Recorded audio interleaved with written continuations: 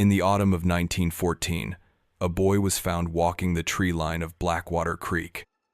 Barefoot, silent, and he didn't blink, not once. They thought he was shell-shocked, lost. But no family came forward. No railroad had reported a missing child. But get this, when they brought him inside, he drew a diagram of a mine collapse that had happened 3 years earlier, in perfect detail.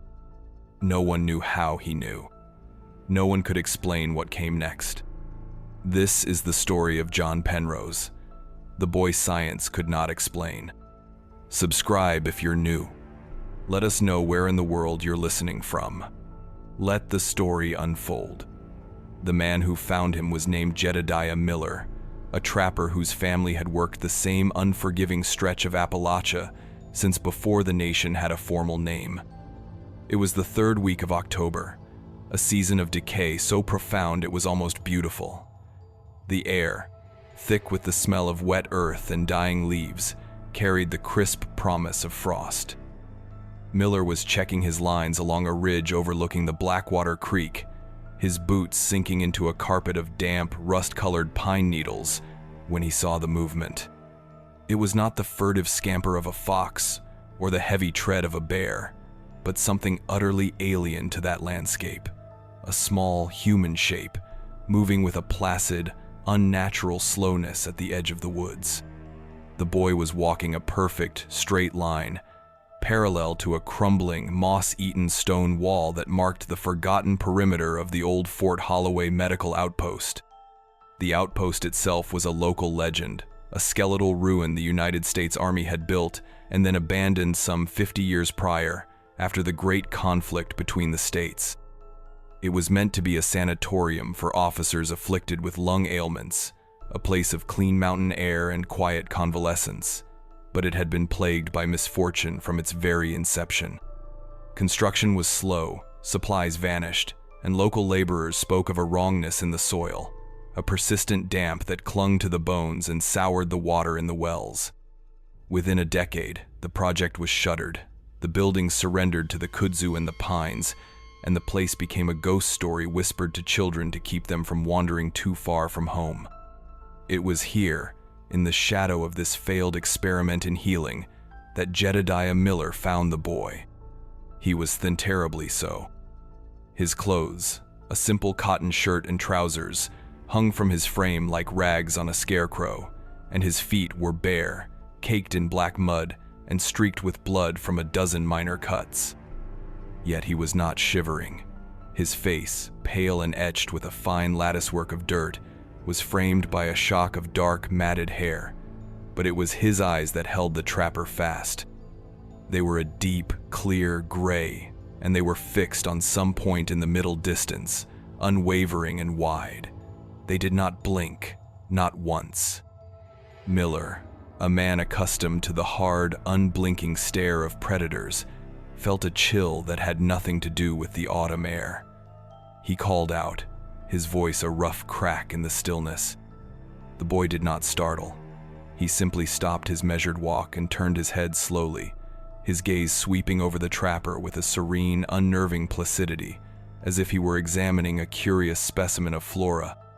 Malnourished, but eerily composed. That was the phrase the county physician would later use in his report, a clinical assessment that failed utterly to capture the deep, primordial strangeness of the encounter. The boy carried no identification, spoke no name, and when asked where he had come from, he only tilted his head, a gesture of mild curiosity rather than confusion. He was taken to the nearest town, a small, sleepy hamlet called Alverton, and placed in the temporary care of the local sheriff, a man wholly unequipped for such a delicate and disturbing charge. For 2 days, the boy sat on a cot in a holding cell, accepting small portions of water and broth without complaint, but refusing solid food. And through it all, he did not sleep. He would sit upright for hours on end, his unblinking eyes tracing patterns on the stone floor, his stillness a silent, mounting pressure in the small brick building. The townsfolk who came to stare at him through the bars left with a sense of profound unease, a feeling that they had not been looking at a lost child, but that something ancient and unknown had been looking back at them. It was on the third day that news of the silent boy of Blackwater Creek reached the ears of Dr. Arthur Wells. Dr. Wells, along with his junior partner, Dr. Silas Blackwood, operated the Wells Blackwood Institute for Psychological Inquiry, a private facility nestled in a secluded valley some 30 miles east of Alverton. It was an institution born of the new century's bold ambitions, a place dedicated to the scientific mapping of the human mind. They catered to a wealthy, discreet clientele, artists suffering from melancholia, industrialists plagued by nervous exhaustion, and increasingly, the sons of prominent families who returned from hunting trips or European tours with shattered nerves and inexplicable anxieties. Dr. Wells was a man of impeccable science, a devotee of empirical data and rational explanation. He was in his late 50s, with a neatly trimmed gray beard and spectacles that seemed permanently affixed to the bridge of his nose. He viewed the human mind as a magnificent, intricate clockwork, one whose every malfunction could, with sufficient observation and intellect, be understood and repaired. To him, mystery was simply a problem for which the data was not yet complete. Dr. Silas Blackwood was the counterweight to Wells's rigid empiricism. Younger, more intuitive, he was drawn to the newer, more nebulous theories filtering across the Atlantic, the work of Freud and Jung, the study of archetypes, and the unsettling proposition that the mind was a house with many unlit, unvisited rooms. Where Wells saw clockwork, Blackwood saw a dark and churning sea. He believed in the power of symbols, of dreams, of the unspoken histories that coil themselves around the human spirit. Their partnership was a successful one, a perfect fusion of methodical rigor and imaginative insight. When the telegram from the Alverton sheriff arrived, describing a boy who did not sleep or blink and seemed divorced from all common markers of human behavior, it was Wells who saw the ultimate scientific puzzle, and Blackwood who felt the first, faint tremor of professional and personal dread. They drove to Alverton in Dr. Wells's black motor car, an expensive and imposing machine that churned up a storm of dust and fallen leaves on the unpaved country roads. The Wells Blackwood Institute provided them with the means and the authority to intervene. Citing the boy's unique condition and the county's lack of resources, Dr. Wells formally petitioned to take him into their private care for extended assessment. The sheriff, relieved to be rid of the silent, watchful presence in his jail, agreed without hesitation. The paperwork was signed, the transfer made official. The boy, who had yet to be given a name, was wrapped in a thick wool blanket and placed in the back of the automobile. As they pulled away from the town, Dr. Blackwood glanced back and saw the faces of the townsfolk gathered on the porch of the general store, their expressions a mixture of relief and a strange, superstitious fear, as if they had just passed a curse from their house to another's. During the hour-long journey back to the institute, the boy sat perfectly still, his gaze fixed on the passing blur of autumn foliage. He seemed entirely untroubled by the roar of the engine or the jostling of the carriage. Dr. Wells attempted to engage him, his voice calm and clinical.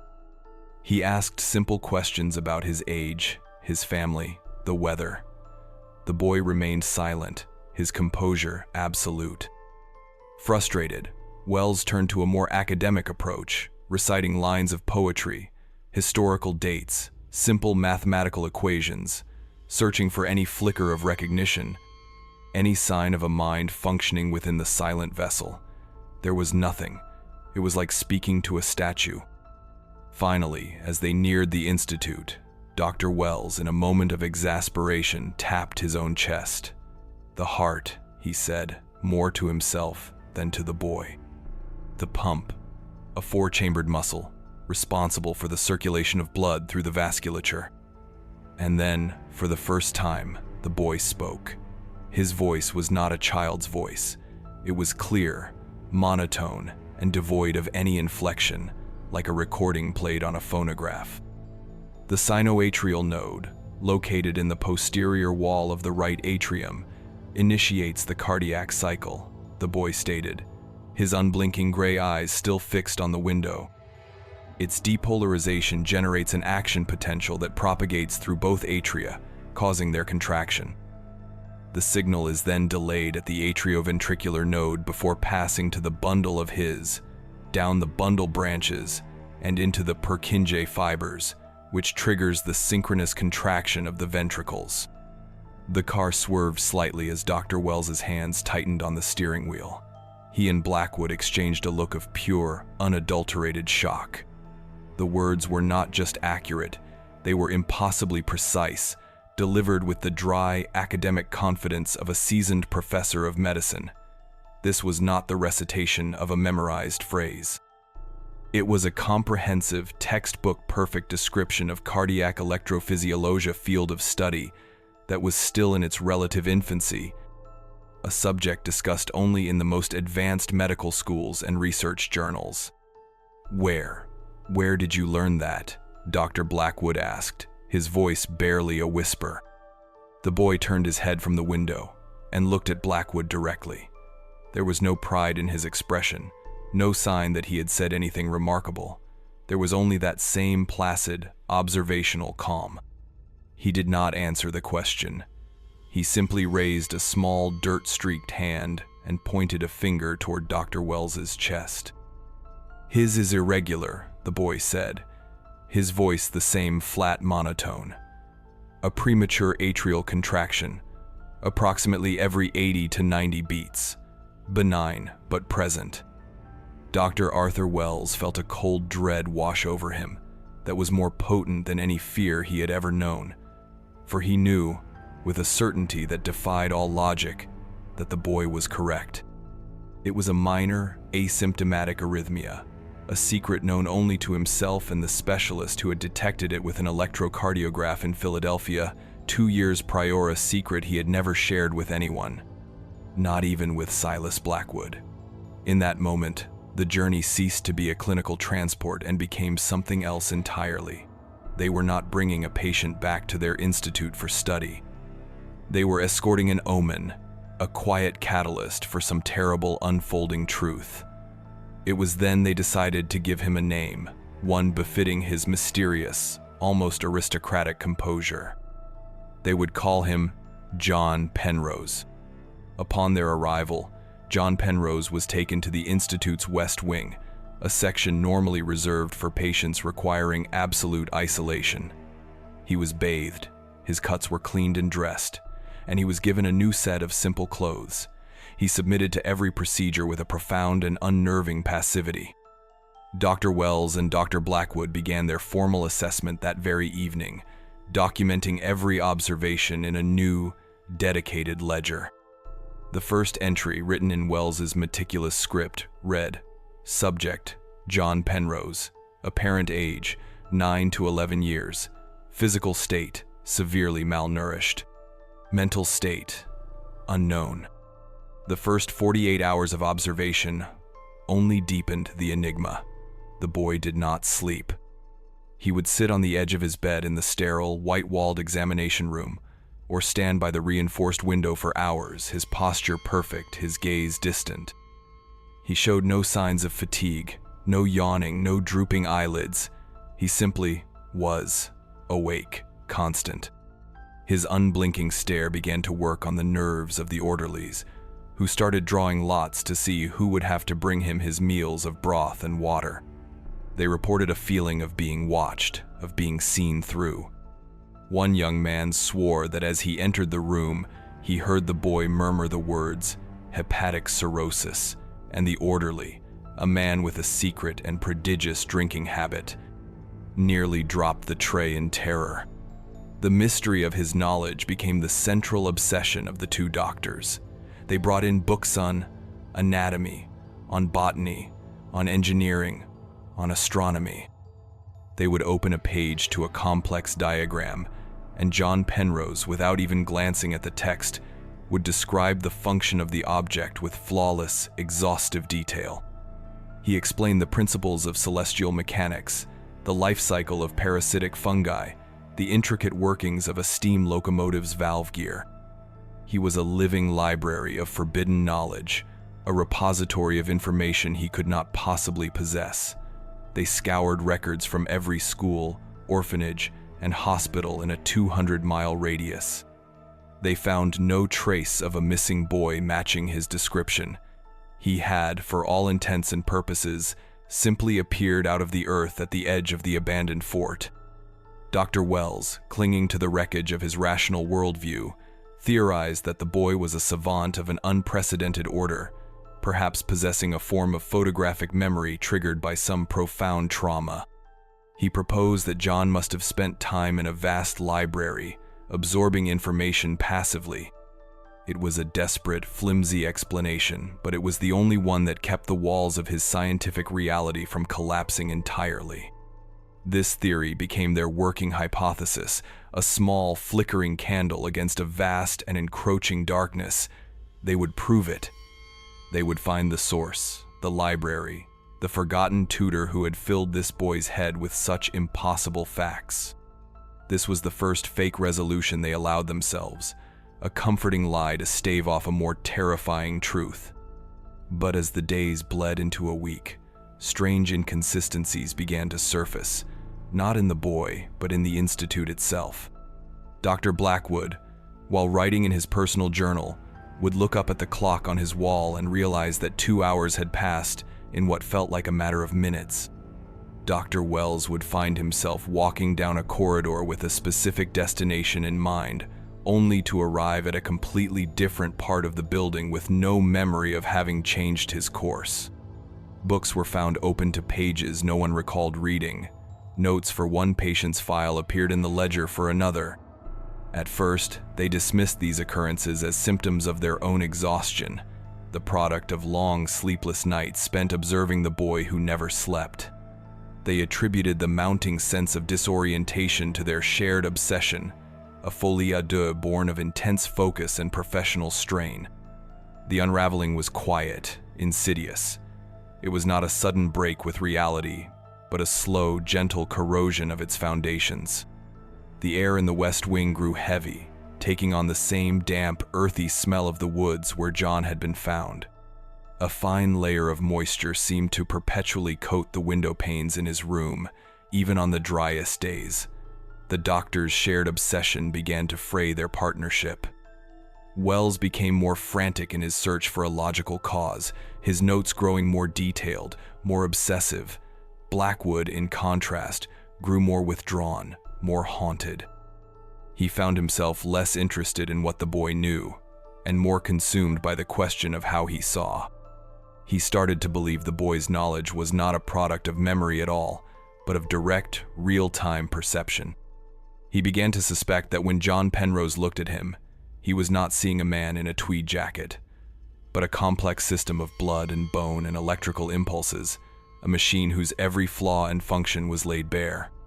The turning point came late one evening, nearly 2 weeks after the boy's arrival.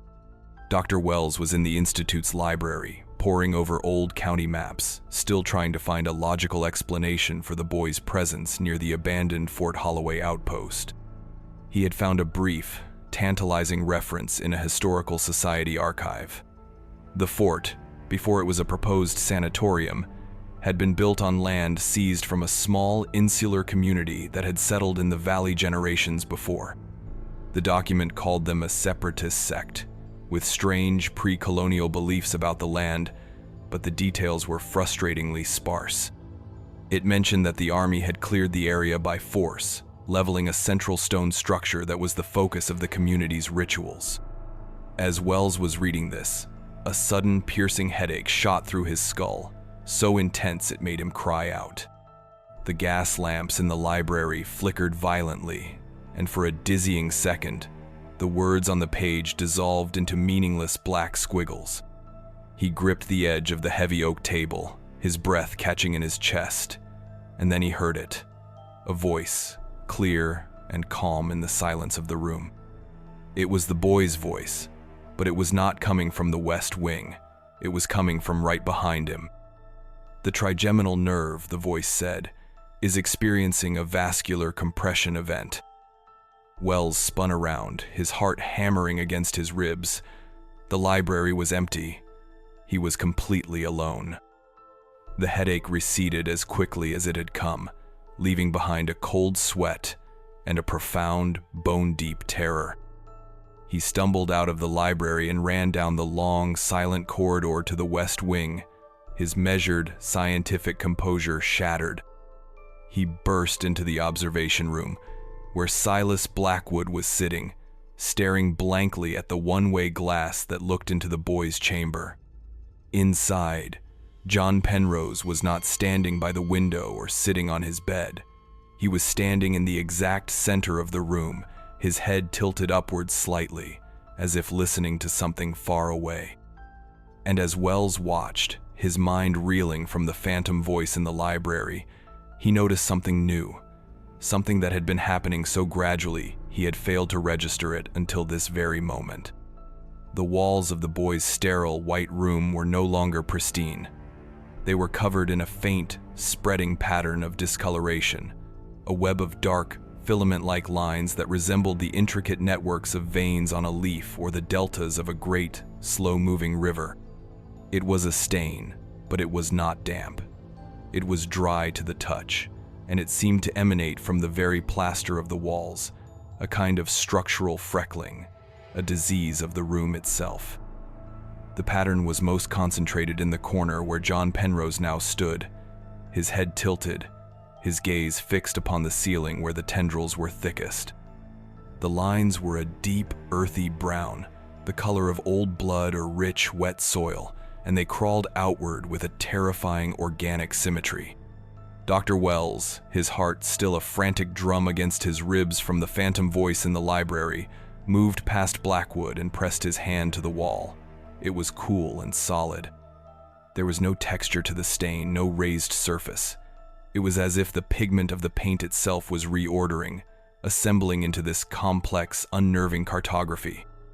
He saw, with a physician's eye, how the patterns mimicked the branching of the human bronchial tree, or the delicate, chaotic spread of neural pathways in a dissected brain. It was a map of living systems, blooming silently on the inanimate surface of the room. "What is this?" Wells whispered, his voice hoarse. He looked from the wall to the boy. "John, did you do this?" John Penrose did not turn. He remained fixed, a small, still statue in the center of his burgeoning, silent garden of decay. He offered no explanation. His silence was no longer passive. It felt accusatory, a quiet judgment on the very notion that a question like that could have a simple answer. Silas Blackwood, who had remained frozen in the doorway, finally stepped into the room. His initial shock was giving way to a different kind of horror, one that felt chillingly familiar. He recognized the pattern, not from a medical textbook, but from a deeper, more primal place in his mind. It was the pattern of lichen on an ancient gravestone, of frost on a winter window pane, of the cracks that form in drought-stricken earth. It was the signature of a slow, inexorable process of reclamation, of nature asserting its dominion over the works of man. He remembered the stories from Alverton, the whispers about Fort Holloway, and the persistent damp that soured the wells and clung to the bones. This was not a stain, it was an echo. The wrongness of that buried place was seeping through, using the boy as its conduit, its door. "Arthur," Blackwood said, his voice low and strained. "We need to get him out of this room. We need to move him." But Wells was already back in the mode of the empiricist, his fear transmuting into a frantic need for data, for classification. A mystery, to him, was still a problem to be solved, and the tools of its solution were observation and analysis. No, wait," he commanded, his professional authority returning. "Don't touch anything. I want a sample." For the next several hours, the Wells Blackwood Institute became a laboratory dedicated to the study of a single, spreading stain. Dr. Wells, with a clinical detachment that bordered on mania, scraped a small portion of the discolored plaster from the wall, collecting the fine powder in a sterile glass dish. He carried it to the Institute's small but well-equipped laboratory, his movements precise and hurried. He prepared a slide, his hands steady under the focused beam of the gas lamp, and placed it beneath the brass lens of his most powerful microscope. He was a man retreating to the only fortress he had ever known, the hard, verifiable world of the seen, the measured, the understood. He would put a name to this phenomenon. He would classify it, pin it to a board like a captured moth, and in doing so he would rob it of its power. But what he saw through the eyepiece offered no such comfort. Under magnification, the dust was not inert. The dark particles were not mineral, not dried pigment. They were spores. Spores of a type he had never seen before, impossibly complex, with a crystalline structure that seemed to shift and subtly reconfigure itself under the light. They resembled no known species of fungus, mold, or lichen in any textbook he possessed. He cross-referenced every mycological journal in the Institute's library, his search growing more desperate as the night wore on. There was no match. It was as if he were looking at the cellular blueprint for a form of life that did not belong to his world. While Wells wrestled with his microscope, Blackwood remained in the observation room, watching the boy. John Penrose had finally moved. He had walked to the wall where the sample had been taken and was tracing the edges of the scraped patch with a single, slender finger. He was not touching the plaster, but hovering his fingertip a fraction of an inch from the surface, following the intricate, branching lines of the stain as if reading a sacred text written in a language only he could understand. As Blackwood watched, he felt a wave of vertigo so profound he had to grip the back of a chair to steady himself. The clock on the wall read 3:30 in the morning. He had a distinct, vivid memory of having just sat down, yet the sky outside was beginning to pale with the first hint of dawn. He had lost 2 hours. They had simply vanished, leaving no trace behind but a dull ache behind his eyes and the unnerving sight of the boy communing with the slow, silent bloom on the wall. The temporal distortions were no longer subtle. They were becoming aggressive, tearing noticeable rents in the fabric of the day. Orderlies would report for their shifts only to be told they had missed their previous one entirely, a fact they would deny with panicked confusion until shown the unarguable evidence of the sign-in ledger.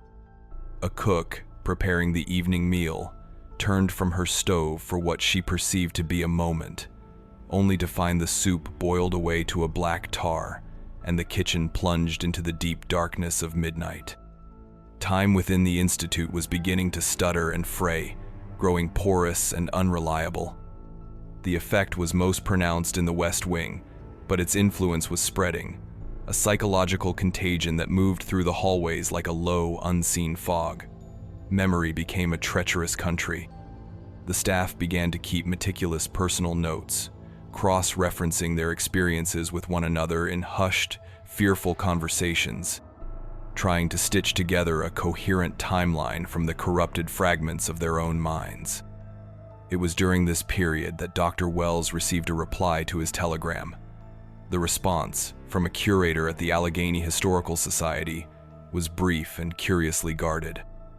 It confirmed that the land upon which Fort Holloway was built had indeed been the site of a small, unnamed community. The curator's note referred to them not as a sect, but as the Penhallow family, a reclusive clan who practiced a form of dowsing and herbalism that was viewed with deep suspicion by their neighbors. They were dispersed by federal marshals in 1863, not for their beliefs, but on charges of sedition and harboring deserters. The note ended with a strange, handwritten addendum. All official records pertaining to the Penhallow eviction, including the inventory of their property and the final disposition of the family members, were sealed by military order in 1865 and are not accessible to the public. There is a local rumor that the name was not Penhallow, but Penrose. Penrose, the name they had given the boy. Wells felt a jolt, a sickening lurch of coincidence that was too perfect, too neat to be mere chance. He stared at the name on the telegram, the word a black hole pulling all of his rational theories into its orbit. The boy was not a random vessel. He was a callback, a return. The seed of a thought, too terrible to fully articulate, began to germinate in his mind, that what was happening was not an infection of the present, but a resurgence of the past. That the land itself was reasserting a memory, and John Penrose was its voice, its eyes, and its hands. This was a fake resolution that brought no comfort, for in solving the minor mystery of the boy's potential origin, it unveiled a far greater and more terrifying one, that they were not dealing with a psychological anomaly, but with a phenomenon rooted in history, in the very soil beneath their feet. He found Blackwood in his study, not reading, but sitting in the dark, a glass of untouched whiskey on the desk beside him. Blackwood looked up as Wells entered, his eyes shadowed with a weary resignation. "The stain is growing faster," Blackwood said, his voice flat. "The lines, they reached the doorframe an hour ago." He did not seem surprised. He seemed to be reporting on the inevitable advance of a tide. Wells threw the telegram onto the desk. "Read this," he said, his voice tight with a brittle, desperate anger. "His name. They say the name might have been Penrose." Blackwood read the note, but his expression did not change. It was as if Wells had just handed him a piece of a puzzle he had already solved. "Of course," he murmured. "It was never a coincidence. He is not a Penrose. He is the Penrose, the inheritor." "Inheritor of what?" Wells snapped, his composure finally cracking. "Of a family of backwoods charlatans, of a patch of sour land. This is madness, Silas." "There is a scientific explanation for all of this. The boy is influencing us through suggestion. The spores on the wall are a unique but terrestrial life form, likely a psychotropic mold that is causing hallucinations, affecting our perception of time." He was grasping, and they both knew it. His words, once the solid currency of their shared profession, now sounded like hollow, tinny counterfeits. He was a priest of a dying religion, chanting scripture to a world that had moved on. Blackwood shook his head slowly. "You scraped the wall, Arthur. You looked through your microscope, and you found nothing that you could name. Admit it. You are standing at the edge of a map that is not of your own making." He leaned forward, his voice dropping to an intense conspiratorial whisper. "I don't think he knows things. I think he sees things. He looks at you and sees the arrhythmia in your heart. He looks at the orderly and sees the sickness in his liver. And he looks at these walls, and he sees the memory of the stone and the wood. He sees what was here before, and what is trying to grow back." The idea was monstrous, a complete abdication of the principles that had governed Wells's entire life. And yet, in the exhausted quiet of the study, with the weight of the past 2 weeks pressing down on him, he could not summon the strength to refute it. The phantom voice in the library, the boy's impossible knowledge, the uncanny accuracy of the name on the telegram, they were all threads pulling at the same knot. The final, definitive tear in the veil came 2 nights later. A storm had rolled in from the west, a violent squall of wind and rain that lashed against the windows of the Institute.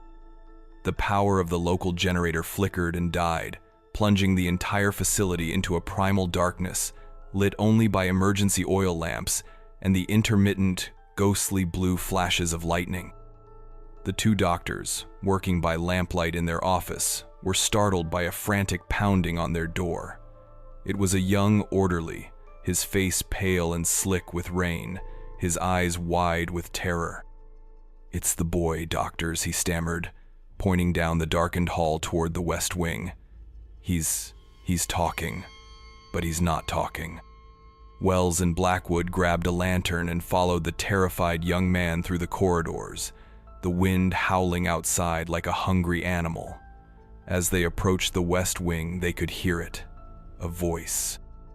It was John Penrose's voice, the same clear, emotionless monotone, but it was coming not just from his room, but from everywhere at once. It echoed down the hallway, seeming to emanate from the walls, the floor, the ceiling. He was reciting something, a long, rhythmic list.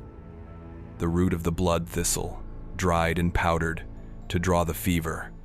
the bark of the white willow, steeped in cool water to quiet the ache, the leaves of the comfrey, bruised and bound, to knit the broken bone. It was a litany of folk remedies, an herbalist's pharmacopoeia, ancient and arcane. They reached the observation window and peered in. The room was lit by a single brilliant flash of lightning, and the sight that met their eyes would be seared into their minds forever. The stain on the walls was no longer a faint pattern. It was a thick, vibrant tapestry, a jungle of dark, interconnected growth that had covered nearly every inch of the plaster. And in the center of the room, John Penrose stood with his arms outstretched, his head back, his eyes for the first time since he had been found closed. His voice continued its calm, steady recitation. The moss of the black stone for the binding of spirits, the dust of the hollow for the clouding of sight, the water of the deep well for the forgetting of time. As he spoke that last line, another bolt of lightning illuminated the room, and in that split second of brilliant, sterile light, both Dr. Wells and Dr. Blackwood saw the same impossible vision. The boy was not alone. Standing around him, hazy and translucent like figures in a developing photograph, were other people. A man with a severe, bearded face, a woman in a simple dark dress, several other children, all silent, all watching. They were dressed in the plain, homespun clothing of a bygone century. They were ghosts of the land, apparitions of the dispossessed Penhallow the Penrose family, summoned from the soil by the storm and the voice of their heir. The vision lasted only for the duration of the flash, and then the room was dark again, save for the weak, flickering glow of the doctor's lantern.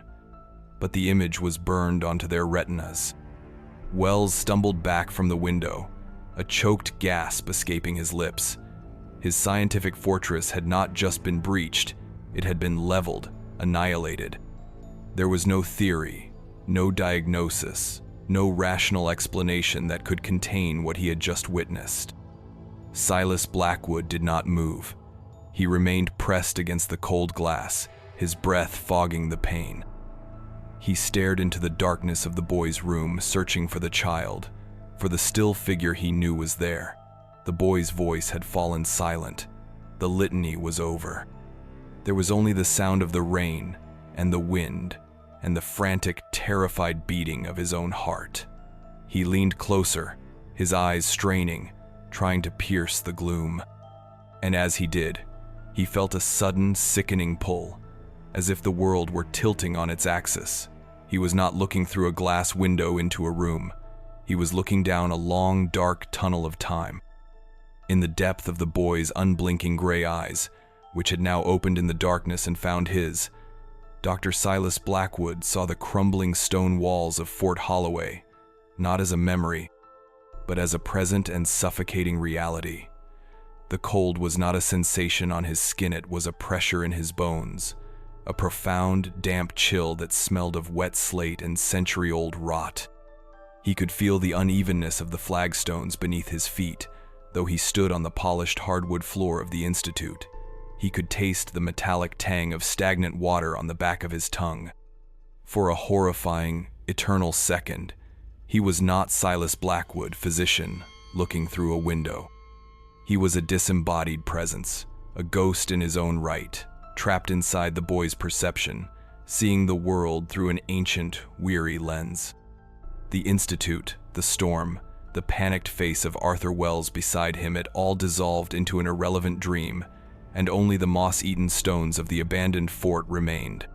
A hand seized his shoulder, shaking him with a brutal, frantic violence. "Silas, for God's sake, snap out of it." It was Wells. His voice, stripped of all its academic composure, was a raw, terrified thing. The vision shattered. The cold receded. The oppressive reality of the crumbling fort collapsed back into the gray, placid pools of the boy's eyes, and Silas Blackwood was once again standing in the storm-lashed corridor of the Institute, gasping for air as if he had just surfaced from a great depth. He stumbled away from the window, his legs unsteady, the phantom chill still clinging to him like a shroud. The young orderly who had summoned them was gone, having fled back down the hallway in abject terror. They were alone with it. The lightning flashed again, and inside the room, John Penrose lowered his arms. His eyes remained open, fixed on the space where Blackwood had been standing. The strange, translucent figures of the Penhallow family were gone, vanished with the thunder, but the stain on the walls remained, a dark and intricate testament to what had just transpired. It seemed to pulse in the flickering lamplight, its web of dark lines more vivid, more deeply etched into the plaster than before. Dr. Arthur Wells did not look at the boy again. He couldn't. The sight of the apparitions, a phenomenon his mind was wholly incapable of processing, had broken something fundamental within him. The meticulous clockwork of his worldview had been smashed with a hammer, and now, in the chaotic aftermath, his intellect was scrambling to find a new organizing principle. It found one not in reason, but in fear. The boy was no longer a subject of inquiry, a fascinating puzzle to be solved.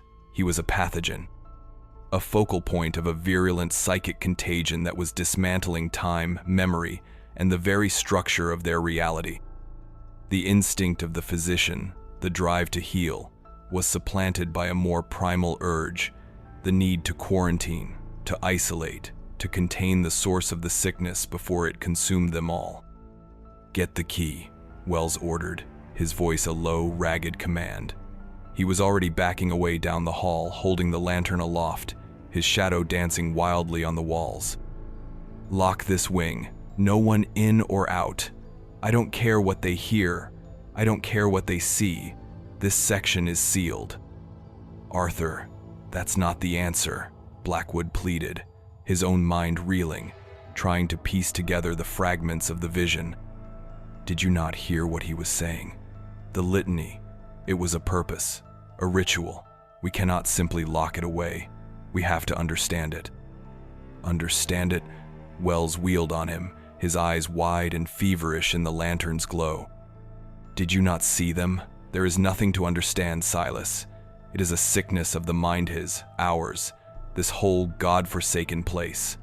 We have been exposed, and I will not allow it to spread further. Before Blackwood could argue, Wells turned and strode away, his hurried footsteps echoing down the long, dark corridor, leaving Silas alone with the silence of the West Wing and the unblinking stare of the boy in the room. He felt a profound schism open between them, a chasm carved by the events of the night. Wells was retreating into the familiar territory of action, of control, however irrational. But Blackwood knew that control was an illusion. You could not lock away a memory that lived in the soil. You could not quarantine a ghost. He looked back at the boy, John Penrose, who stood as still and silent as a headstone. The true patient here, Blackwood realized with a dawning horror, was not the child. It was the institute itself, and the prognosis was terminal. In the days that followed, the Wells-Blackwood Institute became a house divided against itself. The West Wing was locked, the heavy oak door at the end of the corridor bolted from the outside. The staff was given a terse, unconvincing explanation about a necessary period of deep observation, but the fear was palpable. The temporal slips grew worse. A nurse would sit down to write her hourly report and look up to find her pen had rusted in her hand, the ink leaving a trail of brown flakes on the brittle, yellowed paper. The food in the pantry spoiled at an impossible rate, fresh vegetables turning to a black, putrid slime overnight. The very air grew thick and heavy, carrying the persistent miasma of damp earth and decay that now seemed to seep from the walls of the entire building. The stain in John Penrose's room, though unseen, was felt. Its influence bled through the locked door, a slow, creeping corruption of the physical world. Dr. Wells sequestered himself in the laboratory, emerging only for brief, grim meals. He abandoned his study of the spores, which had yielded nothing but frustration. Now he worked with a new, feverish intensity, surrounded by beakers and vials, consulting not mycological texts but manuals of pharmacology. He was consumed by a single, desperate idea: sedation. If he could not understand the boy's mind, he would silence it. He began experimenting with chemical compounds, seeking a combination of chloral hydrate, laudanum, and bromide salts that would be powerful enough to induce a prolonged, dreamless sleep, a state of oblivion, so profound it might sever the boy's connection to whatever force was channeling through him. It was a brutal, archaic approach, a chemical lobotomy. It was the desperate act of a man trying to fight a specter with a club. Dr. Blackwood, meanwhile, chose the opposite path. He retreated to the Institute's vast, dust-choked library, a place Wells now avoided as if it were haunted, which, Blackwood suspected, it now was. He did not seek to silence the boy's voice. He sought to translate it. He wrote down every word of the litany he could remember from the night of the storm, the strange catalog of roots and barks and mosses. The root of the blood thistle, the bark of the white willow, the moss of the black stone. These were not the ingredients of a charlatan. They were the tools of a people who lived in deep, intimate communion with their environment. The Penrose family had not been practitioners of magic. They had been practitioners of the land itself. He pored over geological surveys of Blackwater County, over pre-colonial naturalist journals, over obscure folklore collections. He cross-referenced the plants from the litany with the documented flora of the region. He found them all. Blood thistle grew in the acidic soil along the creek bed. White willow thrived in the marshy lowlands south of the old fort. And then he found it a reference in a local surveyor's private journal from the 1850s, a decade before the fort was built. The surveyor described a strange geological formation on the ridge, a massive outcrop of dark oil shale rock that the local settlers, the Penhallow clan, treated with a kind of religious reverence. They called it the Keening Stone, but the surveyor, in a moment of geological clarity, noted its proper name: anthracite, black coal, the Black Stone. The pieces were slotting together into a terrifying mosaic, but it was the last lines of the litany that haunted him the most: the dust of the hollow for the clouding of sight, the water of the deep well for the forgetting of time. This was not herbalism. This was something else. This was a description of a ritual technology, a recipe for altering perception, for deliberately inducing the very states of disorientation that were now plaguing the Institute. The Penhallow family had not been victims of the land's strangeness. They had been its custodians, perhaps even its architects. They had cultivated its power. And the deep well, he suspected, was not a source of water, but a place, a focal point where time itself grew thin. His research led him back, inevitably, to the sealed military records. What had the army found when they evicted that family?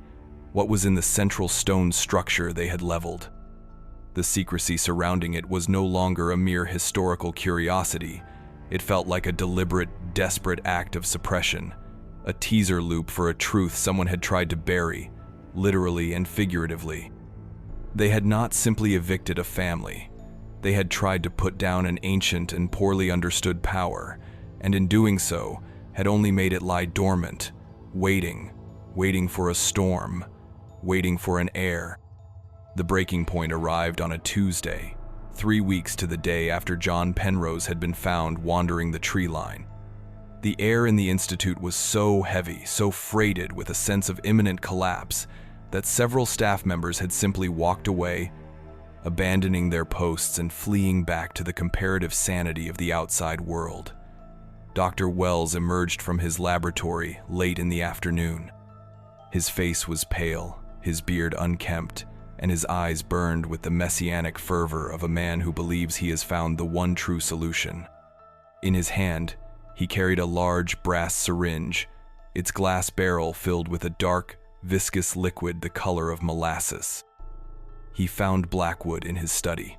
"It's ready," Wells announced, his voice devoid of its former collegial warmth. It was the voice of a surgeon before a radical amputation. Blackwood rose from his chair.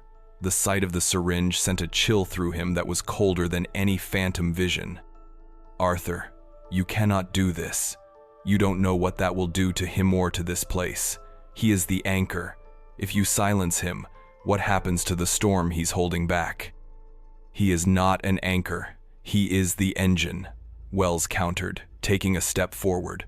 This presence, this decay, it feeds on his consciousness, his wakefulness. The boy who does not sleep is the locus of the infection. To induce sleep is to induce a remission. It is the only logical course of action. There is no logic left here, Blackwood shouted, moving to block the door. Only a history we have refused to read. That liquid in your hand is a poison, not a cure. You are acting out of fear, not science. And you are paralyzed by superstition, Wells retorted, his face contorted with a righteous fury. You would rather commune with ghosts and decipher nursery rhymes while our minds unravel and this building rots around us. I am still a physician, and I will do what is necessary to excise the disease. Now, step aside. The two men, once partners, stood as adversaries in the dim, oppressive light of the study. The friendship, the years of shared purpose, had evaporated, leaving only this stark, irreconcilable conflict. Wells, the man of reason, was now a zealot armed with a chemical cudgel. Blackwood, the man of intuition, was now the sole guardian of a terrible and sacred mystery. Their struggle was the final, dying twitch of the age of reason against something far older and more powerful. Wells, stronger and more desperate, pushed past him. Blackwood grabbed for his arm, but Wells shoved him back, sending him stumbling against a bookshelf. Books cascaded to the floor. Wells did not look back. He marched down the hall toward the west wing, the syringe held before him like a talisman. Blackwood scrambled to his feet and followed, his heart pounding with a terrible certainty that they were crossing a final, irrevocable threshold. Wells fumbled with the bolt on the west wing door, his hands shaking. He slid it open and entered the darkened corridor beyond, Blackwood close behind him. The air here was exponentially worse, thick with the smell of turned earth, of deep cellars, of the grave. The silence was absolute. They reached the door to John's room and unlocked it. The room within was a nightmare landscape. The stain had conquered everything. The walls, the floor, the ceiling were a solid, writhing tapestry of the dark, organic pattern. The simple iron bed frame was warped and coated in a crust of what looked like rust and black moss. The very geometry of the room seemed to have subtly shifted, the corners no longer perfectly square, the ceiling seeming to sag under an unseen weight. And in the center of it all stood John Penrose. He was turned away from them, facing the far wall, which was the most densely covered in the creeping black growth. "John," Wells said, his voice trying for a clinical calm that it could not possibly achieve. He raised the syringe. "I have something for you, something to help you rest." The boy did not turn, he did not seem to hear. Wells took a step into the room, his shoes making a soft, crunching sound on the floor, as if he were walking on dry leaves. He advanced on the boy, the needle poised. "Arthur, no!" Blackwood cried from the doorway. Just as Wells reached for the boy's shoulder, John Penrose finally spoke. His voice was not the flat, recitative monotone they had grown used to. It was still his voice, but it was filled with a chilling, quiet authority. And he was not addressing Wells. He was speaking to the wall in front of him. "The heart muscle shows evidence of advanced cardiomyopathy," the boy said, his voice echoing slightly in the corrupted room. "The ventricular walls are thinning, the electrical pathways are degrading, and infarction is imminent." Wells froze, his hand hovering in the air. The syringe trembled. The words the boy spoke were not a general anatomical description.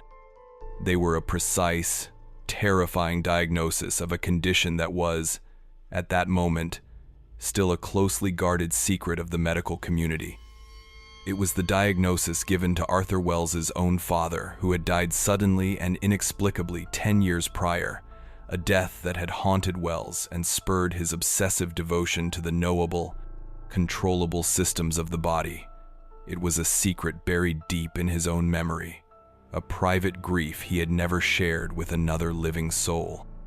The boy slowly turned, his gray, unblinking eyes finding Wells's. There was no malice in them, no anger. There was only a profound and terrible clarity, the gaze of a physician delivering a terminal diagnosis. "The condition is hereditary," John Penrose stated, his voice a soft, final verdict. "It is already present in your own tissues, latent but accelerating. You are a house with a rotting foundation." The syringe fell from Dr. Arthur Wells's hand. It clattered to the floor, the dark liquid spilling out, soaking instantly into the black, moss-like growth that covered the floorboards. The strength went out of him, his body slumping as if his own bones had turned to dust. The fear, the anger, the righteous certainty had all collapsed inward, consumed by a horror so personal, so specific, that it annihilated everything else. He saw then that the boy was not a patient to be cured or a threat to be contained, but a judge, and the Wells Blackwood Institute was not a hospital, but a courtroom where the verdict had already been decided. The foundation that was rotting was not merely the hidden flaw in his own genetic code. It was the entire edifice of his life's work, the belief that knowledge was power, that the universe was a set of observable laws that could be mastered through intellect and will. In one calm, devastating pronouncement, the boy had revealed the ultimate forbidden knowledge, the intimate, inescapable architecture of his own death. Dr. Arthur Wells stared at John Penrose, his face a mask of gray, slack-jawed terror. The man of science had finally encountered a truth that could not be dissected, categorized, or medicated. It could only be received. He took a stumbling step backward, then another, his hand clutching at his own chest as if he could feel the phantom thinning of the walls of his heart. His breath came in ragged, shallow rasps. The intricate, branching stain on the walls no longer looked like a map of biological systems. It looked like the dark, creeping tendrils of his own mortality, made visible and absolute. He turned, his eyes wild and unseeing, and fled. He ran from the room, from the West Wing, from the suffocating presence of the boy who saw too much. He did not run like a doctor or a scholar, but like a spooked animal, driven by a pure, instinctual flight from a predator whose nature he could not comprehend.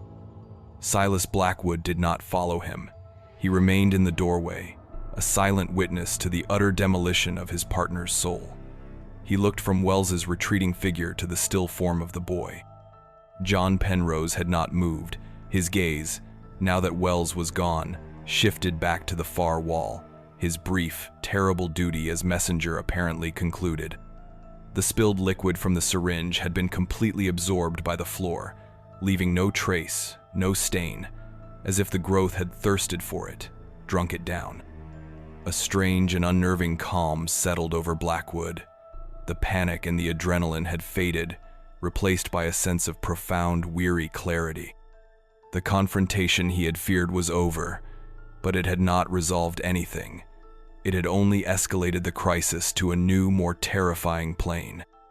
Wells had been broken, not by the supernatural apparitions or the temporal distortions, but by a single, perfectly aimed piece of information. The boy's power was not in what he summoned or what he changed, it was in what he knew, and what he knew Blackwood was beginning to understand was not limited to the present moment. He took a tentative step into the room.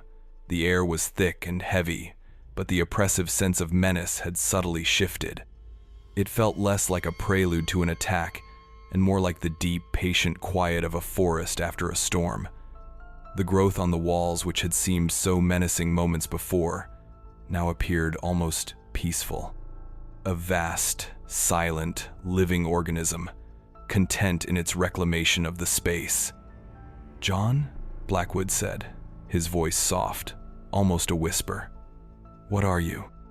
The boy turned his head, his movements as slow and deliberate as ever.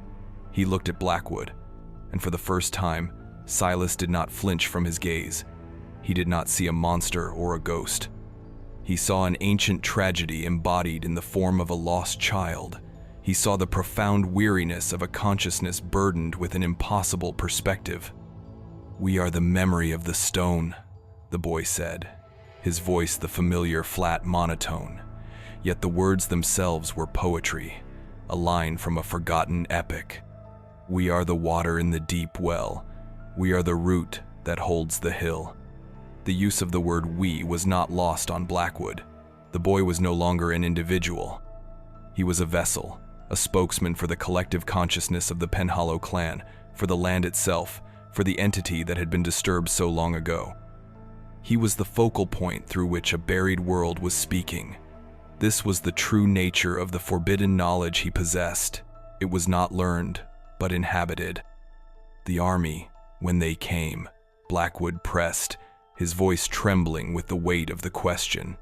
"What did they do? What did they find here?" The boy tilted his head, a gesture that now seemed less like curiosity and more like the act of consulting a vast internal archive. "They broke the circle," he said. "They burned the root. They poured salt in the well.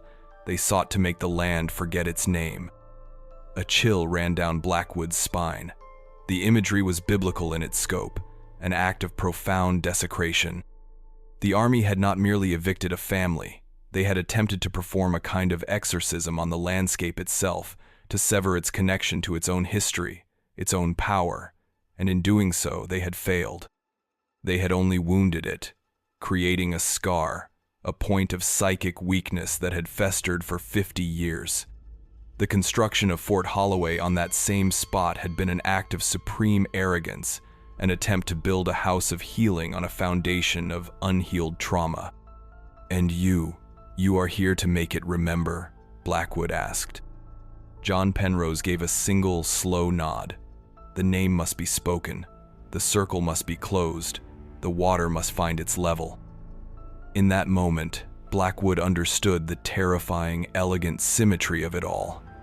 The boy's appearance, the temporal decay, the physical corruption of the instituted was not an invasion. It was a restoration, a process of rebalancing. The Institute, a place built on the modern principles of reason and control, was being systematically dismantled and reabsorbed by the older, deeper logic of the land it occupied. The strange stain was not a disease. It was the native flora re-emerging, the memory of the forest reclaiming the sterile white walls. The slipping of time was not a malfunction. It was a return to the land's own cyclical, non-linear sense of being. The water was finding its level. The final piece of the puzzle clicked into place. The fake resolution, the comforting lie they had told themselves about John Penrose being a traumatized savant from a forgotten library, was a pathetic shield against a truth that was infinitely larger. There was no library of books. The library was the land, and John Penrose was its sole perfect librarian. Meanwhile, Arthur Wells's flight had not taken him far. He had stumbled down the main staircase and collapsed into a chair in the Institute's cavernous, empty reception hall. His mind was a maelstrom of terror and denial. He was a man drowning in the wreckage of his own certainties. The boy's words echoed in his head, a clinical, unimpeachable death sentence. "The condition is hereditary. It is already present in your own tissues." He felt his own pulse at his wrist, a frantic, unsteady rhythm. Was he imagining it? Was it the power of suggestion, or was it the first tangible proof of the boy's horrifying clairvoyance? His scientific mind, though shattered, fought back. It scrabbled for purchase, for any foothold of rationality. The boy had overheard something. He must have. A conversation, a stray paper. He had pieced together information and used it to create a cruel psychological weapon. It was a trick, a brilliant, sadistic, impossible trick. But as he tried to force this explanation into the forefront of his thoughts, another memory surfaced, unbidden. A memory from the night of the storm, of the translucent figures standing in the room. The face of the severe, bearded man among them. It was a face he now realized he had seen before. in a faded daguerreotype on his father's mantelpiece. The face of his own great-grandfather, a federal marshal who, according to family lore, had served in western Pennsylvania in the 1860s. The connection was so monstrous, so cosmically damning, that Wells let out a choked, guttural sound. His family had not just been bystanders to history, they had been its agents.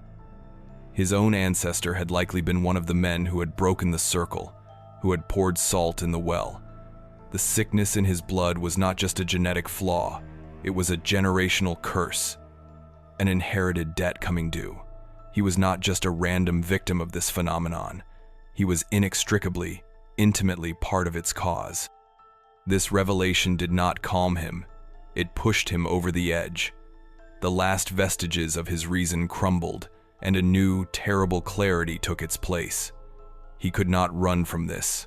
He could not diagnose it. He could only confront it. But his instinct was not to surrender or to understand. It was to destroy. If the boy was the voice of this curse, he would silence that voice permanently. The physician's oath to do no harm was a distant, meaningless whisper from another life. All that remained was the primal terror of a creature cornered, fighting for its own survival against a fate it could now see with perfect, horrifying clarity. He would not wait for the slow, creeping decay in his own heart. He would face the source. He rose from the chair, his movements stiff and robotic. He did not go back to the West Wing. He went to his office, to the heavy oak desk where he kept his personal effects. He unlocked a lower drawer, a drawer he had not opened in years. Inside, nestled in a velvet-lined box, was a Webley Fosbury automatic revolver, a relic from his brief, ill-advised service as a medical officer in the Spanish-American War. It was a complex, beautifully engineered piece of machinery, a testament to the power of human ingenuity to create order and lethality. He took it out. The cold, heavy steel felt solid and real in his hand, a comforting anchor in a world that had dissolved into smoke and shadow. He checked the cylinder. It was fully loaded. Back in the West Wing, Silas Blackwood had made a decision. He could not leave the boy in this room, a prisoner in his own blossoming sanctuary. He could not abandon Wells to the madness that was consuming him. He had to get them both out of the institute, away from this focal point of temporal and physical decay. Perhaps, if he could remove John Penrose from the land that was fueling him, the connection might weaken. The voice might fade. The boy might return. It was a desperate hope, a long shot, but it was the only humane course of action he could see. "John," he said, his voice firm but gentle, "we have to leave this place. You and I, we have to go now." The boy looked at him, his gray eyes holding an expression that Blackwood could only interpret as a deep, ancient sadness. "The circle is not closed," he said simply. "We will find another way," Blackwood insisted, holding out his hand. "Come with me." For a long moment, the boy did not move. He seemed to be weighing the request, consulting the vast, silent council within him.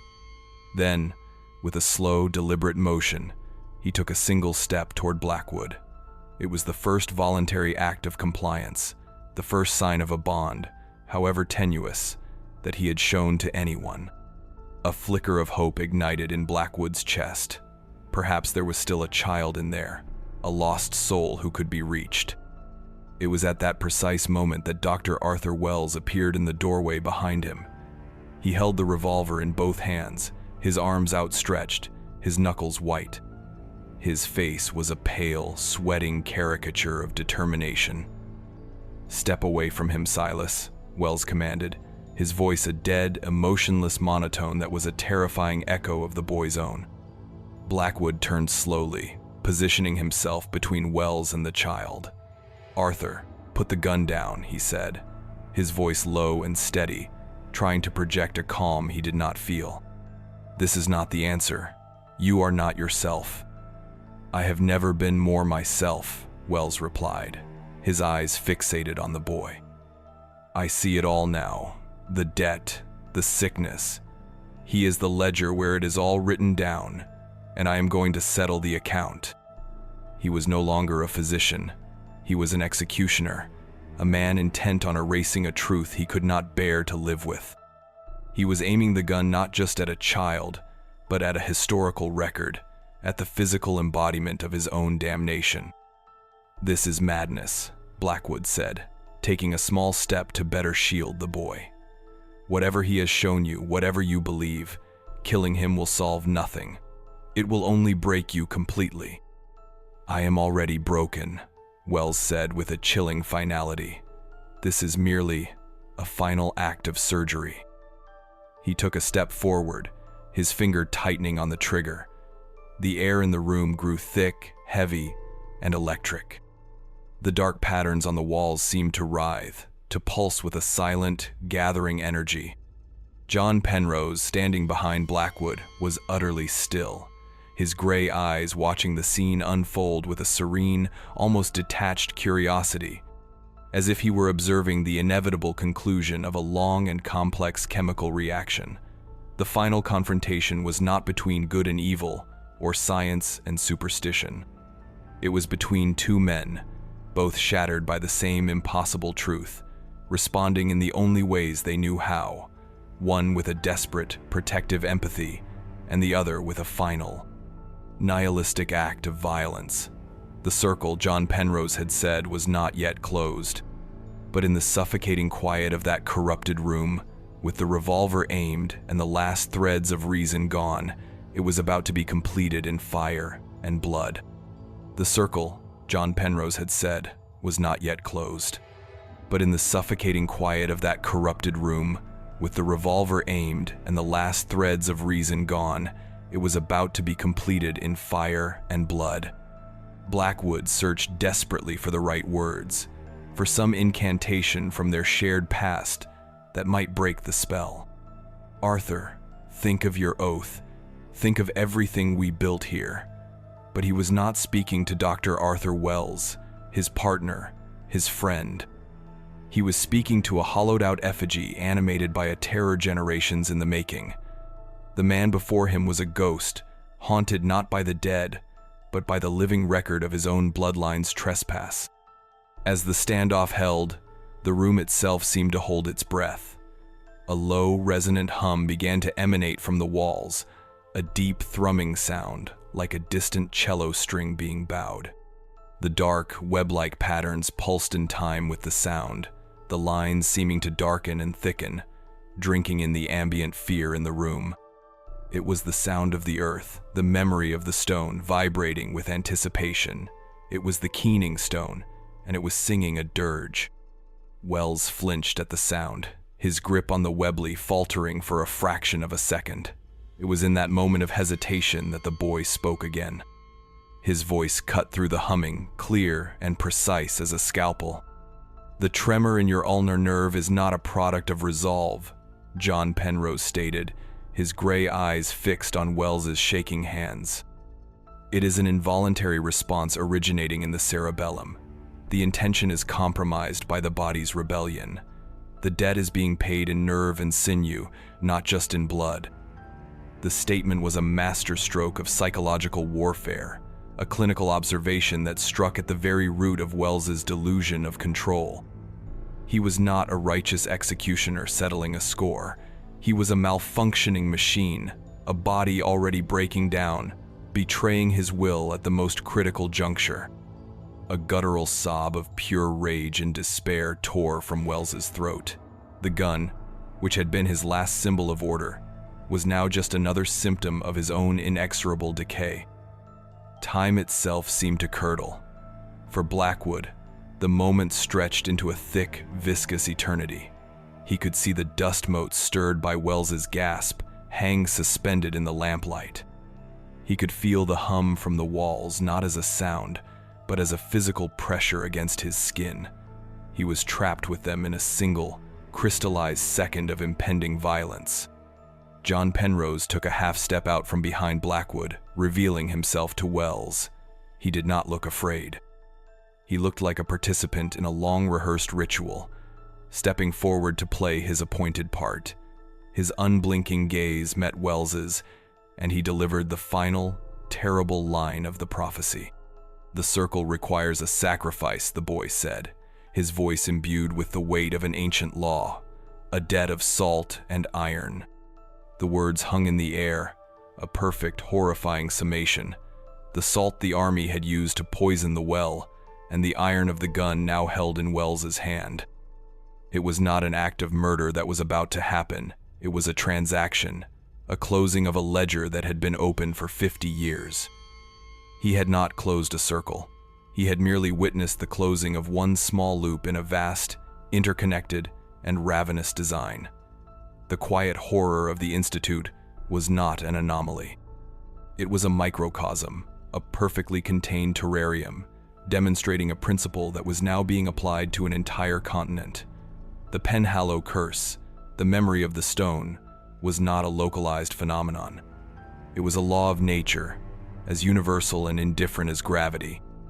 Blackwood let go of the boy's hand, a sudden, instinctive recoil.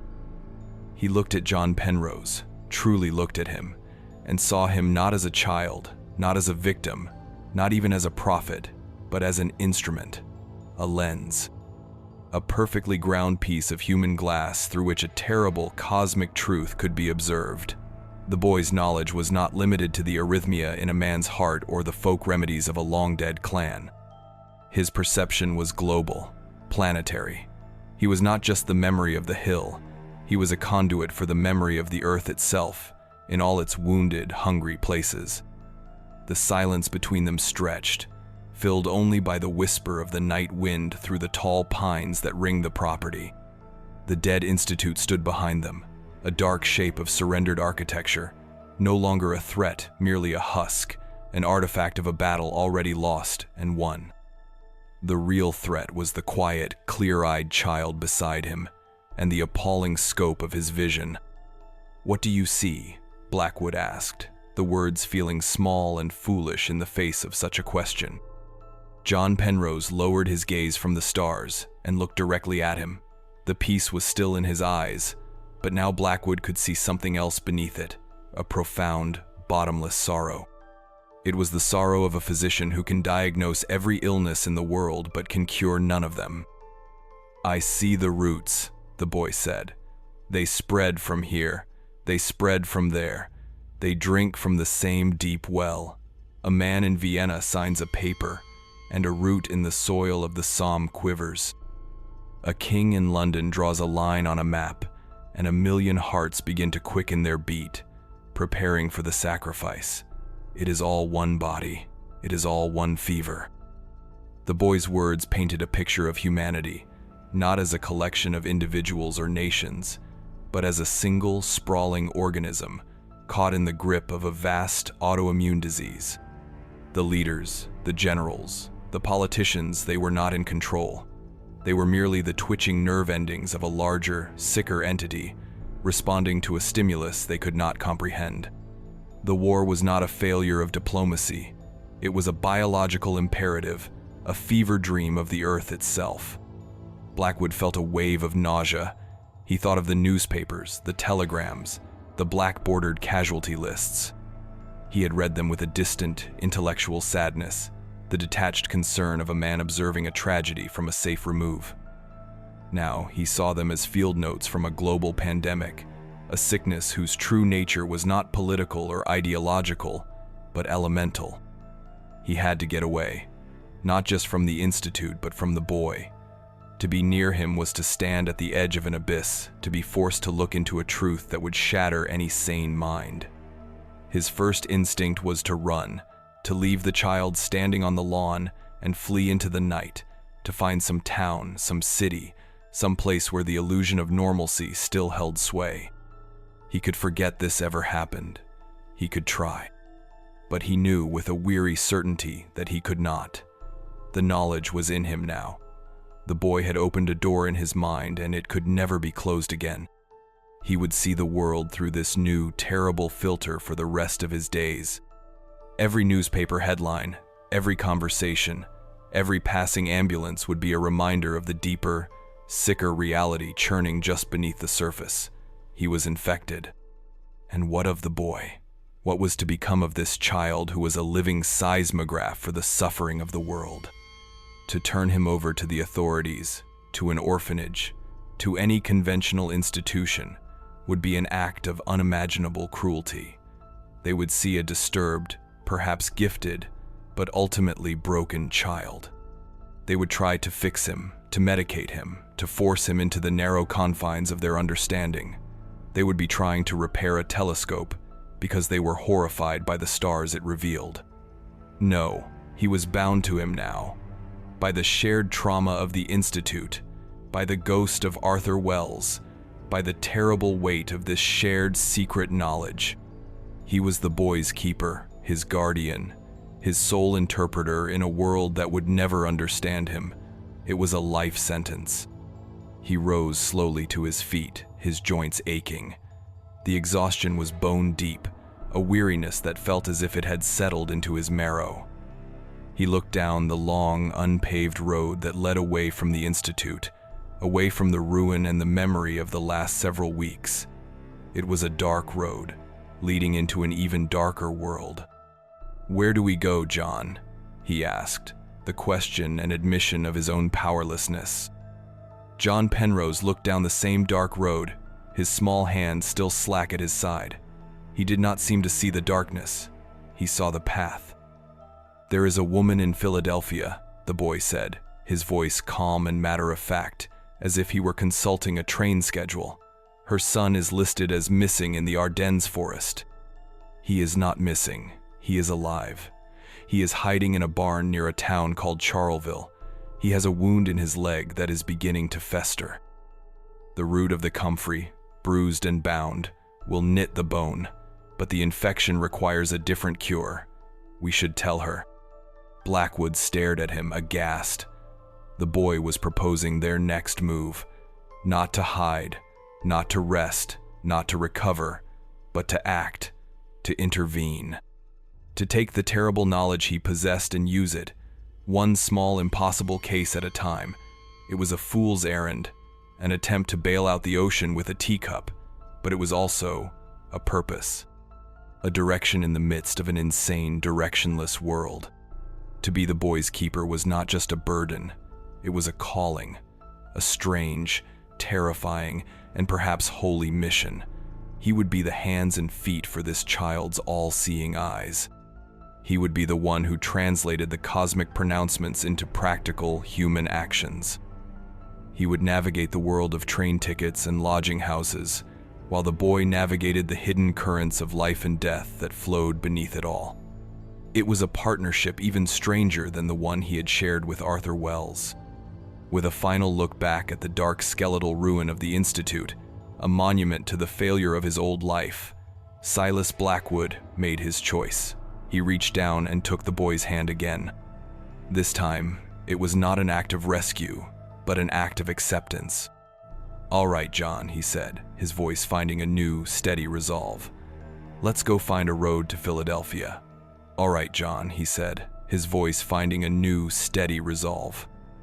"Let's go find a road to Philadelphia." They walked away from the ruin of the Wells Blackwood Institute under a cold, uncaring moon.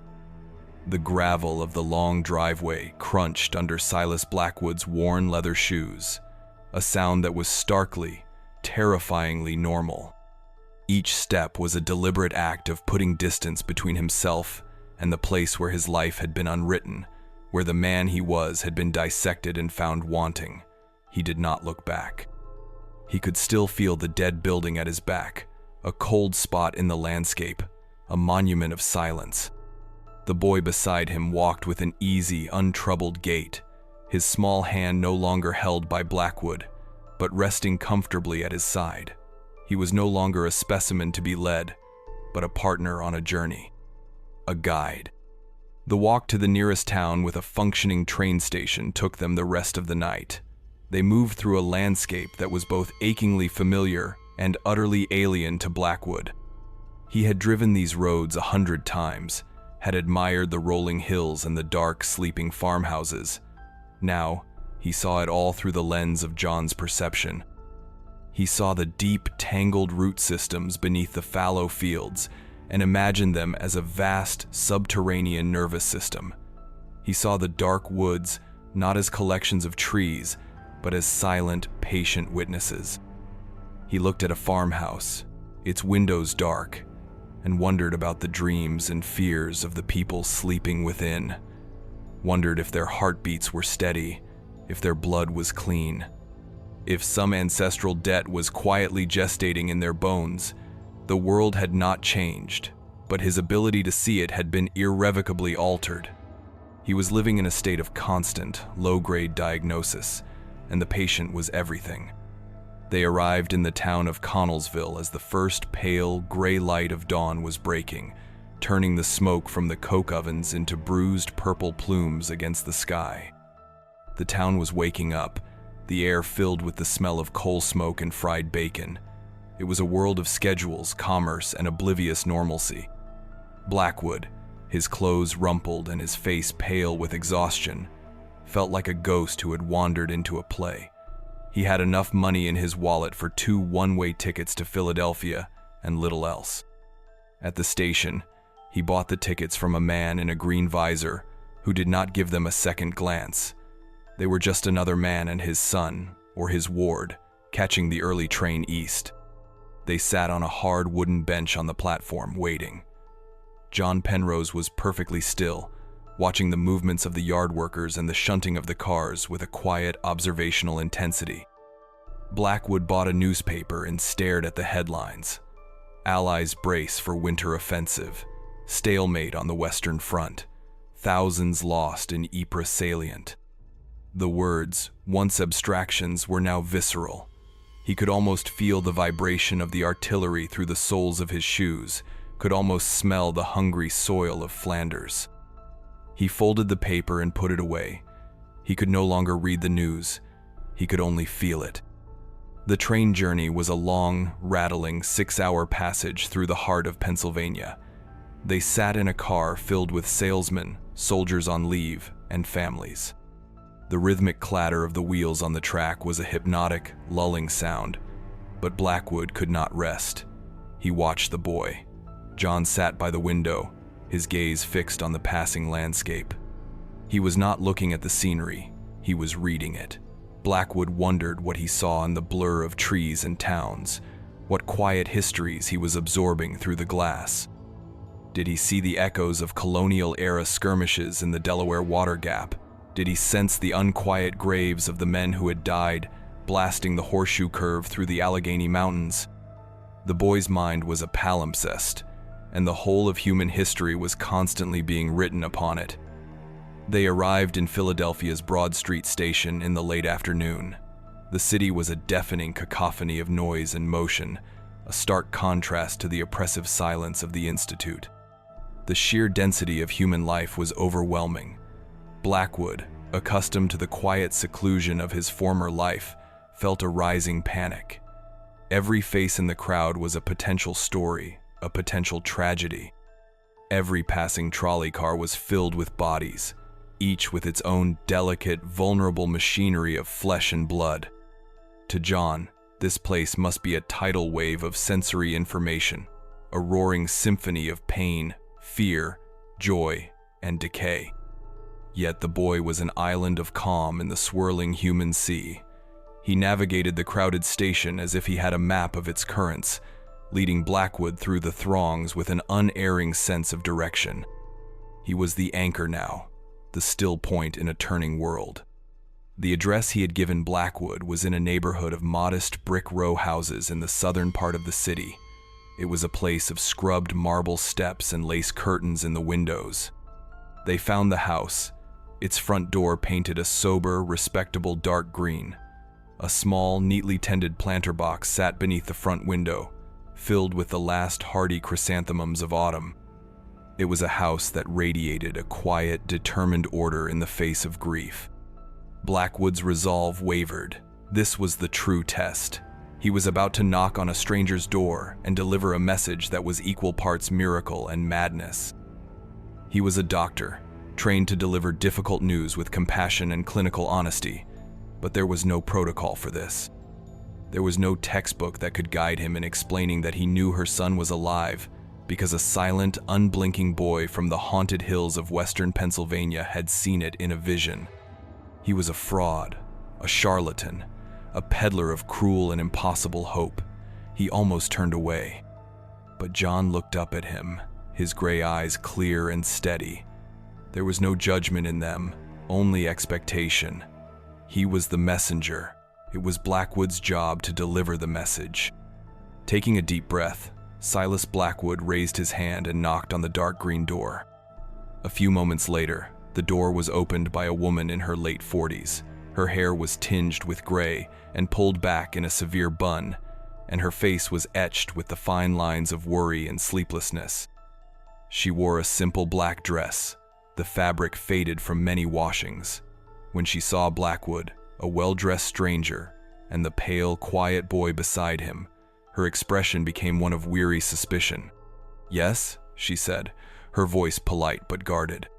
Mistress Gable?" Blackwood began, his own voice sounding foreign and uncertain to him. "My name is Dr. Silas Blackwood. I apologize for the intrusion." "I'm not in need of a doctor," she said, her hand already moving to close the door. "No, please," Blackwood said, putting a hand out, a gesture of supplication. "This is not about you. It's about your son, Private Thomas Gable." The woman froze. Her face, already pale, seemed to drain of all its remaining color. The mention of her son's name was a key turning a lock deep inside her. "What about my son?" she whispered, her voice trembling. "The War Department. They sent the telegram. He's missing. Presumed." She could not finish the sentence. "He is not missing," Blackwood said, the words feeling enormous and fragile in the quiet street. "He is alive." Mistress Gable stared at him, her eyes searching his face for any sign of a trick, of mockery, of madness. Then her gaze fell upon John, who stood silently beside Blackwood, watching her with his unnerving, placid calm. A flicker of anger, of protective maternal rage, flared in her eyes. "What is this?" she hissed. "What kind of cruel game are you playing? Who are you? Are you from one of those spiritualist societies? Have you come to prey on a grieving mother? Get away from my house before I call the police." It was the reaction he had expected, the reaction any sane person would have. He was at a loss. He had no proof, no evidence, nothing but the boy's impossible word. It was then that John Penrose spoke. His voice, quiet and clear, cut through the tense standoff. "He still has the silver locket with your photograph," the boy said, looking directly at Mistress Gable. "The one with the scratch over the left eye. He touches it when he is afraid." The woman stopped breathing. Her hand flew to her own throat, to the spot where a matching locket might have once hung. Her eyes widened, her disbelief warring with a sudden, shocking influx of hope. The detail was too specific, too intimate, too true. It was a secret known only to her and her son, a tiny, sacred piece of their shared history. No stranger could have known it. "How?" she stammered, her gaze fixed on the boy. "How could you possibly know that?" John did not answer. He had delivered his proof. The rest was up to them. Tears began to stream down Mistress Gable's face. They were not the slow, silent tears of grief she had been crying for weeks. They were hot, messy tears of shock, of confusion, of a hope so fierce it was painful. She opened the door wider. "Come in," she said, her voice choked. "Please, come in." They spent an hour in her small, immaculately kept parlor. It was a room that served as a shrine to her son, his photograph in uniform adorning the mantelpiece. Blackwood, with John's quiet prompting, recounted the details: the barn, the town, the nature of the wound. He spoke carefully, framing it as information received from a highly sensitive and reliable source, avoiding any mention of ghosts or haunted institutes or the memory of the soil. It was a flimsy narrative, but Mistress Gable was not listening to the explanation. She was clinging to the facts. The locket had opened a door in her heart. and she had accepted the message completely. She was a woman transformed. The weary, grieving mother was replaced by a woman of fierce, determined action. She would write to the Red Cross. She would contact her congressman. She would use the information, this impossible gift from a strange doctor and a stranger boy, to find her son. As Blackwood watched her, a sense of triumph, of purpose fulfilled, welled up inside him. They had done it. They had intervened. They had plucked one small soul from the jaws of the war machine. It was a victory. But as he looked at John, he saw that the boy was not sharing in this victory. He was looking at the photograph on the mantelpiece, at the smiling, hopeful face of Private Thomas Gable. And in the boy's eyes, Blackwood saw that same deep, bottomless sorrow. In that moment, Blackwood understood. This was the true emotional climax of their journey. The fake resolution of their victory dissolved, revealing a much deeper, more somber truth. They might have given this woman hope. They might even have saved her son's life. But they had not changed the war. They had not quieted the fever. They had only treated a single symptom, while the disease raged on, consuming thousands more sons just like Thomas Gable. Their victory was a single grain of sand on a beach of immeasurable suffering. The weight of all the other sons, the ones they could not save, the ones whose mothers would receive no miraculous message, settled upon Blackwood's shoulders. He was not a hero. He was a man with a teacup standing before an ocean of fire. And this feeling, this mixture of profound purpose and equally profound despair, was the burden he would now carry for the rest of his life. They left Mistress Gable's house as dusk was falling.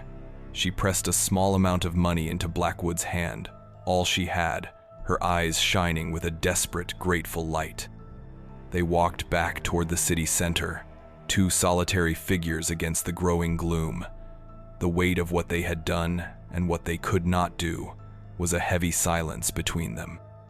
The street lamps flickered on, casting long, distorted shadows. They stood on a street corner, the noise of the city swirling around them, and Blackwood felt a sense of profound dislocation. They had completed their task. Now what? Where did they go? What did they do next? The future was a blank, terrifying map. He looked down at John Penrose. The boy was looking up at him, his face illuminated by the yellow glow of a gas lamp. His work here was done. His sorrowful eyes were already looking ahead, already seeing the next point of pain on the vast, invisible web that connected all things.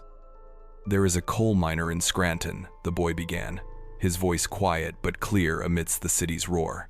"His wife has fallen ill. The doctors say it is consumption, but they are wrong. It is the dust from the mine. Not in her lungs, in her well water. It carries something older than the coal, something that sleeps in the deep rock." And so it would go on, a new city, a new name, a new, specific, and impossible truth. Their journey was not over, it was just beginning. They were wanderers now, physicians to a world that did not know it was sick, following a map drawn in the unseen ink of human suffering. They would never have a home, they would never have peace. Their only purpose was to move from one small point of light to the next, tending to the endless individual wounds of a world at war with itself. These are the kinds of stories they don't teach. But if you're still listening, you were meant to hear it. Subscribe if you haven't already. Your support keeps this archive alive. Let us know where you're watching from and what stories you'd like to hear next.